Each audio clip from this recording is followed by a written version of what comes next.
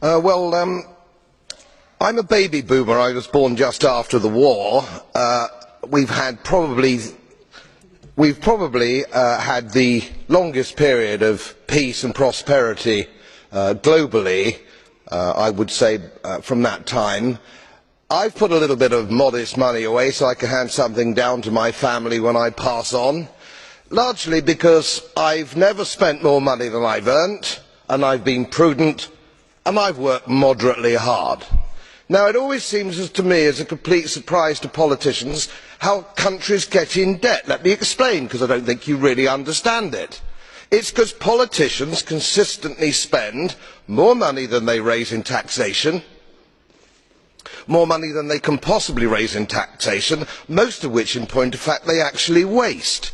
The reason we're talking about countries which are broke, and they are broke, is because their ridiculous, ineffective, ignorant politicians consistently spend more money than they can raise, and then they borrow, and worse, they then print money, because politicians and their central banks have a machine which prints money.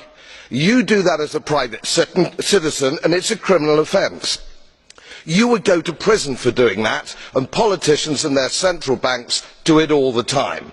Let me explain to you that these countries are broke, and they're broke because of their own stupid leadership and politicians, and it's immoral to ask ordinary taxpayers of any country to pick up the tab for failed politicians and failed banks.